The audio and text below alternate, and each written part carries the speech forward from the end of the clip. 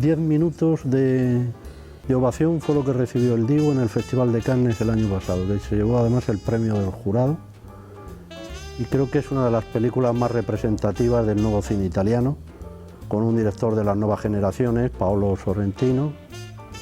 Este nuevo cineasta italiano nació en Nápoles, en Italia, en 1970.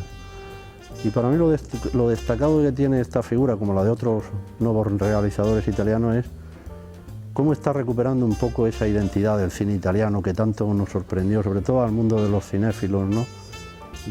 Con el neorrealismo. Hay quien ha dicho, por ejemplo, que el cine italiano es el peor, ha hecho el peor y el mejor cine del mundo, ¿no? Siempre se ha dicho. Ahora de repente, pues con películas como Gomorra, ¿no? También, que es otra de las grandes revelaciones, pues aparece Sorrentino, que esta me parece que es su segunda película con el Divo, que ha sorprendido. Además viene en unos momentos en donde parece que ahí existe una especie de desánimo para el cine que pretende contar historias a base de una narrativa de imágenes, ¿no? Y recupera un poco también toda esa visión más clásica de que el montaje es lo que tiene que ser la esencia, ¿no? Todo lo que decía Eisenstein en su momento, ¿no? Y por eso yo creo que el Divo hay que verla con esta especie de nuevo alumbramiento, y además también con lo que supone de una película que se sumerge en el tiempo en que se vive, ¿no? Nos está contando una historia que tiene que ver con el mundo de hoy y con el mundo muy reciente, del siglo XX, de todo lo que ha sido el siglo XX en Italia, y además no solamente en Italia, sino que se puede aplicar al resto del mundo. La película cuenta esencialmente cómo evoluciona las relaciones con el poder y el protagonismo de Giulio Andreotti desde la muerte de Aldo Moro, ¿no? La muerte de Aldo Moro a manos de las Brigadas Rojas es clave, y además es uno de los grandes enigmas de la Italia contemporánea, de la lucha que luego se plantea contra el terrorismo y toda esa cuestión, ¿no? Porque además es curioso, y eso está presente en la película, además para mí contado magistralmente, las claves de la evolución del personaje por un lado. La secuencia, por ejemplo, cuando surgen todas las posibles relaciones que ha podido haber de la estrategia del poder de la democracia cristiana con la mafia, o incluso con la propia Iglesia y el Vaticano, ¿no?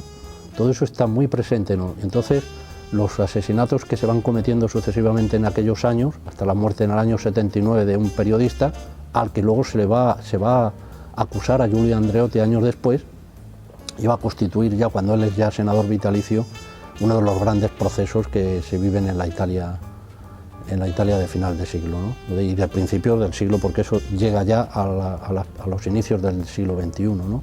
Y entonces, pues bueno, son enigmas que no se han llegado a resolver. ¿Qué había detrás de las Brigadas Rojas? Pues existen multitud de interrogantes. Si a Aldo Moro se le pudo haber salvado, o precisamente fue un alivio para muchos de sus coetáneos y de sus compañeros, incluso de partido, ¿no? El que las Brigadas Rojas lo hubieran secuestrado. Todos esos son interrogantes que están presentes en la película y están presentes también en la propia historia, y todavía están sin resolver. Aquí hay una historia además muy significativa, porque tiene esa doble vertiente de la cuestión histórica, lo social, y los interrogantes sobre quién era Giulio Andreotti, ¿no? Él está en el poder, además, de la Italia contemporánea después de la Segunda Guerra Mundial, desde el año 45, porque él incluso llega a participar en la elaboración de la Constitución italiana. Ha sido primer ministro, ha estado en todas las claves, en todas las negociaciones, con el panorama de la democracia cristiana, que era un poco el concepto de la continuidad en el poder que siempre ha tenido Italia, ¿no? Y además él está también en el poder cuando se produce el llamado compromiso histórico, en donde ya se vincula al Partido Comunista Italiano, y aparece también Andreotti detrás de todo esto. Entonces, lo que pasa es que aquí en esta historia lo importante del Divo es el enigma, ¿no? El enigma y la intriga que rodea a un personaje que no deja de ser siniestro. Si esta película se le podía considerar, a quien dice, es una película histórica porque se estaba pasando por los fenómenos históricos de lo que va ocurriendo en esa Italia en donde agoniza el siglo XX. Pero a su vez también juega con un poco de la ficción, porque no deja de ser una interpretación. Y yo creo que la persona, por ejemplo, el espectador, sobre todo el joven, que a lo mejor le puede sonar a chino quién era Giulio Andreotti, las Brigadas Rojas, el compromiso histórico y todas las relaciones que hubo con el Vaticano, con la crisis del Banco Ambrosiano, todos esos fenómenos que ocurren en la Italia de finales del siglo XX, pues se puede ver también como el mundo de la ficción, como una película de ficción. Sin embargo, partiendo de esa ficción es como mejor podemos interpretar la realidad de hoy. Porque además, aunque la película tiene también un trasfondo documental, ¿no?, incluso la manera de plantearte, pues, de contarte los distintos hechos, sin embargo también se puede jugar a la manera de jugar a que esto puede ser inverosímil, ¿no? Y precisamente por eso es más real que nunca, ¿no? Una de las cuestiones que a mí me interesan mucho en el lenguaje del cine es el encuadre, ¿no? Y yo creo que en esta película hay que fijarse mucho en eso, ¿no? No se trata solo de una sucesión de imágenes, sino que cada fotograma, el momento en cómo se ha encuadrado la escenificación que va a montar, eso es el punto de partida, creo yo. Y esta película se puede aprender de todo eso. Algo que el cine clásico estaba muy presente y que quizá el cine de hoy, pues llevado por lo de los efectos especiales, parece que lo ha dejado un poco en el segundo plano. Todas las cuestiones de encuadre y de los planos, cómo se manejan aquí el lenguaje cinematográfico, pues uno puede disfrutar mucho, ¿no? Y sobre todo además es fundamental aquí el movimiento del personaje, o sea, el actor Toni Servillo, que además es uno de los actores ahora de referencia en el panorama del cine italiano. Bueno, aquí es que se mueve magistralmente, ha captado la personalidad del personaje de una manera tal que se ha introducido en él y se está moviendo, entre sombras y luces, que es en esencia lo que la película está moviendo.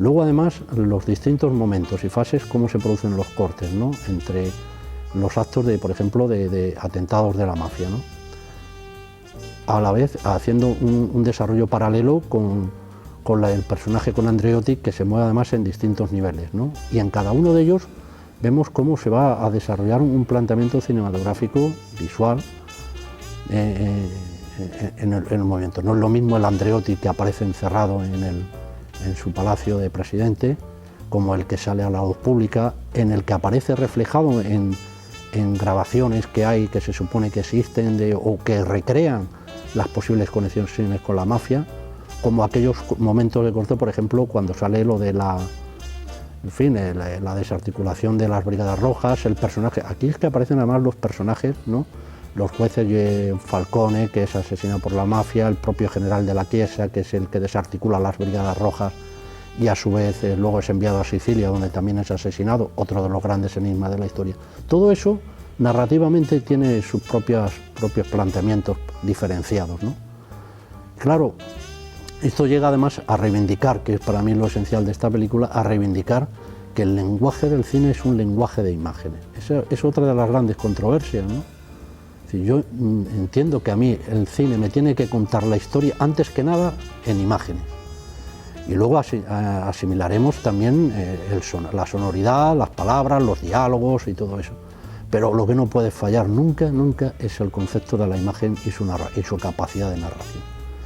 Y esto es esencial en esta película, que además puede sorprender por eso. En fin, que van a ver ustedes una película que es un cine muy diferente del que normalmente estamos acostumbrados, sobre todo en estos tiempos de cine de efectos especiales. Así que disfruten con Il Divo, desde luego sé que no les va a defraudar, o por lo menos les va a salir de esta especie de sopor que muchas veces nos tiene sometido el cine de nuestros días.